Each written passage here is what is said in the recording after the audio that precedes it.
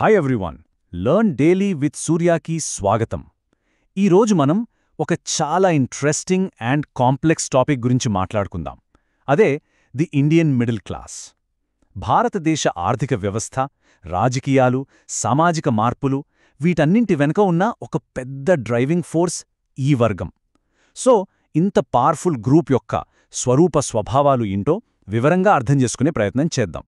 So మన ముందున్న మొదటి ప్రశ్న, అసలు who is the middle class? మధ్యతరగతి అంటే ఎవరు? చాలా సింపుల్గా అనిపిస్తుంది కదా ఈ క్వశ్చన్. కానీ దీనికి ఒక సింగిల్ పర్ఫెక్ట్ ఆన్సర్ ఇవ్వడం మాత్రం చాలా చాలా కష్టం. ఎందుకంటే ఎకానమిస్ట్స్, సోషియాలజిస్ట్స్, పాలసీ మేకర్స్ ఎవ్వరూ కూడా దీనికి ఒకే ఒక నిర్వచనాన్ని ఇవ్వలేకపోయారు. ఇదొక డైనమిక్ కేటగిరీ అన్నమాట. ఎప్పుడూ చర్చ జరుగుతూనే ఉంటుంది. ఓకే, ఈ టాపిక్ని మనం పూర్తిగా అర్థం చేసుకోవడానికి ఒక 5 కీ ఏరియాస్ చూద్దాం. First, defining the middle class.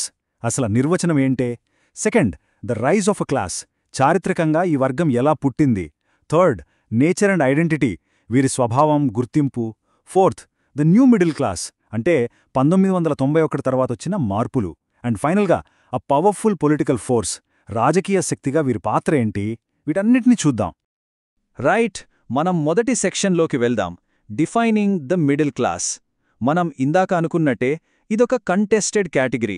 అంటే దీనిపై ఒకే అభిప్రాయం లేదు, ఒకే ఒక్క నిర్వచనం అస్సలు లేదు. సరే, ఒక జనరల్ డెఫినేషన్ లాగా చూస్తే మిడిల్ క్లాస్ అంటే ఎవరు?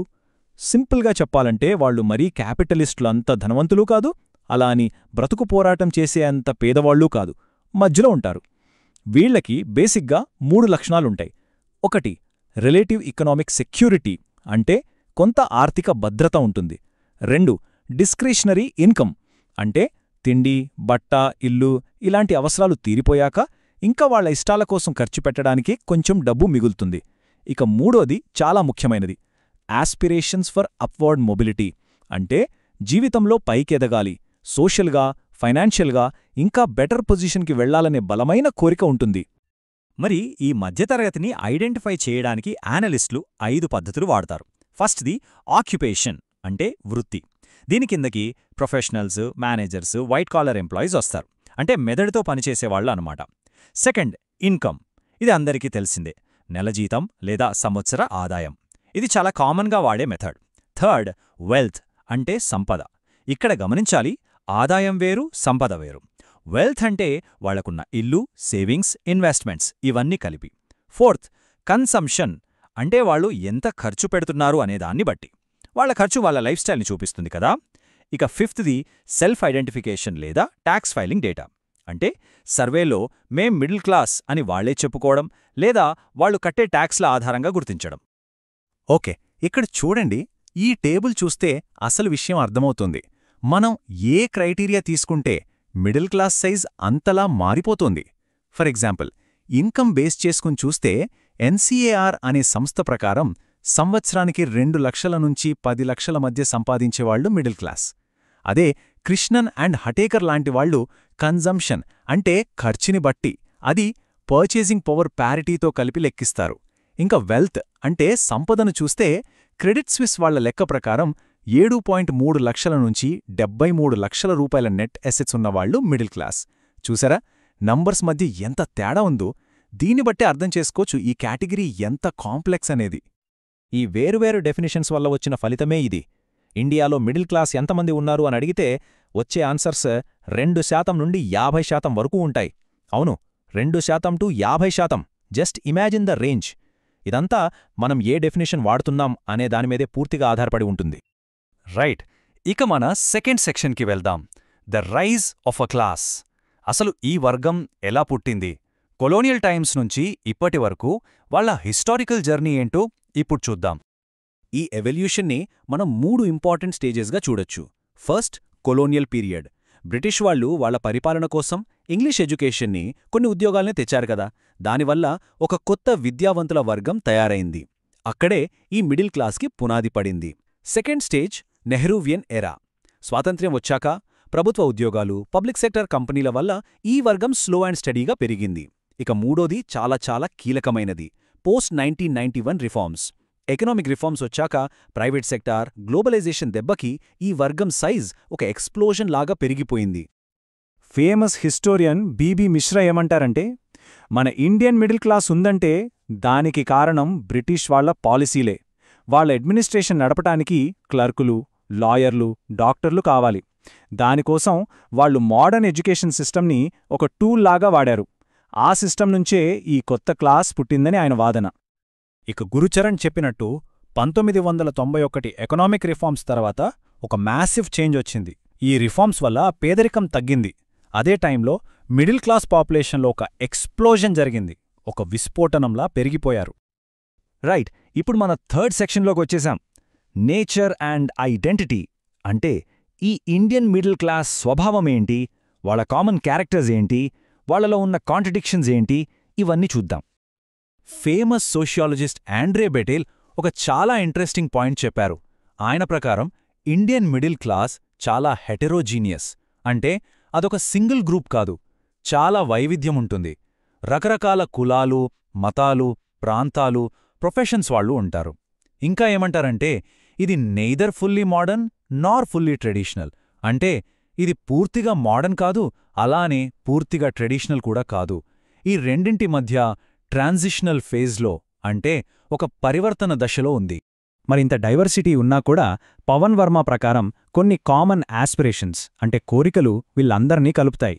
అవేంటంటే ఎడ్యుకేషన్కి చాలా ఎక్కువ ఇంపార్టెన్స్ ఇవ్వడం, సోషల్ రెస్పెక్టబిలిటీ, మన భాషలో చెప్పాలంటే ఇజ్జత్ కోసం తాపత్రయపడటం, ఇన్లు, కారు లాంటి ఒకే రకమైన మెటీరియల్ డ్రీమ్స్ ఉండటం, and security and stability of income అంటే ఉద్యోగంలో, ఆదాయంలో ఒక స్థిరత్వం కోరుకోవడం. వీటన్నిటికీ ఎడ్యుకేషనే దారి అని ఈ క్లాస్ బలంగా నమ్ముతోంది. సాధారణంగా మిడిల్ క్లాస్ అనగానే మనకి సిటీస్, టౌన్స్ గుర్తొస్తాయి కదా. కాని ఇక్కడో సర్ప్రైజింగ్ ఫ్యాక్ట్ ఉంది. మరియం అస్లానీ చేసిన రీసెర్చ్ ప్రకారం ఇండియన్ మిడిల్ క్లాస్లో దాదాపు 40% మంది రూరల్ ఏరియాల్లో అంటే గ్రామాల్లోనే ఉంటున్నారు. వీళ్ళు పెద్ద రైతులు కావచ్చు, చిన్న టౌన్లలో బిజినెస్ చేసేవాళ్ళు కావచ్చు, లేదా గవర్నమెంట్ జాబ్ చేసేవాళ్ళు కావచ్చు. సో మిడిల్ క్లాస్ అనేది కేవలం ఒక అర్బన్ ఫినామినన్ అయితే కాదు. ఇక మిడిల్ క్లాస్ విమెన్ గురించి మాట్లాడితే వాళ్ల సిచ్యువేషన్ చాలా కాంట్రడిక్టరీగా ఉంటుంది. వాళ్ళు బాగా చదువుకుంటారు, జాబ్స్ చేస్తారు, కానీ ట్రెడిషన్కి మోడర్నిటీకి మధ్య నలిగిపోతూ ఉంటారు. దీన్నే సూపర్ఫిషియల్ ఎమాన్సిపేషన్ అంటారు. అంటే పైకి చూస్తే స్వేచ్ఛ ఉన్నట్టే కనిపిస్తుంది, కానీ పెళ్లి, కెరియర్, డబ్బు ఇలాంటి ఇంపార్టెంట్ డెసిషన్స్ తీసుకునే విషయంలో వాళ్లకి రియల్ ఆటోనామీ అంటే నిజమైన స్వేచ్ఛ చాలా తక్కువగా ఉంటుంది. Okay, next section number 4, the new middle class. 1991 reforms తర్వాత వచ్చిన కన్జ్యూమరిస్ట్ రెవల్యూషన్ వల్ల పుట్టిన ఈ కొత్త మిడిల్ క్లాస్ గురించి ఇప్పుడు డీటెయిల్డ్గా చూద్దాం. పవన్ వర్మ ఏమంటున్నారంటే ఈ న్యూ మిడిల్ క్లాస్ ఒక క్లియర్ క్లాస్ ఐడెంటిటీని డెవలప్ చేసుకుంది. ఈ ఐడెంటిటీ క్యాస్ట్ లాంటి ట్రెడిషనల్ బౌండరీస్ని దాటేస్తోంది. ఇక్కడ వాళ్ళకి మ్యాటర్ అయ్యేదేంటంటే income, life style and purchasing power. అంటే వాళ్ళ ఆదాయం ఎంత, వాళ్ళ జీవన విధానం ఎలా ఉంది, వాళ్ళ కొనుగోలు శక్తి ఎంత, వీటిని బట్టే వాళ్ళ సోషల్ స్టేటస్ డిసైడ్ అవుతుంది. లీలా ఫర్నాండెస్ అనాలిసిస్ ప్రకారం ఈ old versus new middle class మధ్య చాలా పెద్ద తేడాలున్నాయి. ఒకసారి చూద్దాం. 1991కి ముందున్న ఓల్డ్ మిడిల్ క్లాస్ ఆస్టెరిటీని పాటించేది. అంటే సింపుల్ లైఫ్ స్టైల్, పొదుపు, డబ్బుని షో ఆఫ్ చేయడం వాళ్ళకి నచ్చేది కాదు. కానీ 1991 తర్వాత వచ్చిన న్యూ మిడిల్ క్లాస్ అలా కాదు. వాళ్ళది consumerism culture, brands, malls, loans, వెల్త్ని పబ్లిక్గా చూపించడం, దీన్నొక ఆస్పిరేషనల్ గోల్గా చూస్తారు. ఇది పూర్తిగా గ్లోబలైజ్ కన్జంప్షన్ కల్చర్ యొక్క రిఫ్లెక్షన్ అన్నమాట. రైట్, ఇక మనం ఫైనల్ సెక్షన్లోకొచ్చేసాం. Section number 5, a powerful political force. మరి ఈ మిడిల్ క్లాస్ ఇండియా పాలిటిక్స్ని, అడ్మినిస్ట్రేషన్ని, డెవలప్మెంట్ని ఎలా షేప్ చేస్తుందో ఇప్పుడు తెలుసుకుందాం. పొలిటికల్గా చూస్తే మిడిల్ క్లాస్ రోల్ ఎప్పుడూ ఒకేలా లేదు, మారుతూ వచ్చింది. కొలోనియల్ పీరియడ్లో ఫ్రీడమ్ స్ట్రగల్ని లీడ్ చేసిన వాళ్లల్లో చాలామంది ఈ క్లాస్ వాళ్లే. నెహ్రూవియన్ ఎరాలో వీళ్లు గవర్నమెంట్ సిస్టంలో ఉంటూ దేశ నిర్మాణంలో పాల్గొన్నారు. కానీ 70లు 80లు వచ్చేసరికి పాలిటిక్స్ మీద ఇంట్రెస్ట్ పోయి పొలిటికల్గా మారిపోయారు. అంటే రాజకీయాలకు దూరంగా ఉన్నారు. మళ్ళీ 1991 తర్వాత వాళ్లకొచ్చిన కొత్త ఆర్థిక శక్తితో ఒక డిసైజివ్ ఎలక్టోరల్ ఫోర్స్గా, అంటే ఎన్నికల ఫలితాలని మార్చగల శక్తిగా తిరిగి తెరపైకి వచ్చారు. లీలా ఫెర్నాండెస్ చెప్పినట్టు ఈ న్యూ మిడిల్ క్లాస్ తమ పవర్ని కేవలం ఓట్లతోనే చూపించలేదు, సివిల్ సొసైటీ మూవ్మెంట్స్ ద్వారా కూడా చూపించారు. ఉదాహరణకి జెస్సికా లాల్ కేసులో జరిగిన నిరసనలు లేదా anti corruption movement, good governance, accountability ఇలాంటి విషయాల్లో ఈ క్లాస్ తమ వాయిస్ని చాలా స్ట్రాంగ్గా వినిపించింది. ఇప్పుడు సతీష్ దేశ్పాండే చెప్పిన ఒక క్రిటికల్ పాయింట్ చూద్దాం. ఆయనేమంటారంటే, పాపులేషన్లో చూస్తే మిడిల్ క్లాస్ ఒక మైనారిటీనే, కాని దేశం మీద వాళ్లకి డిస్ప్రపోర్షనేట్ ఇన్ఫ్లుయెన్స్ ఉంది. అంటే వాళ్ల సంఖ్యకి మించిన ప్రభావం.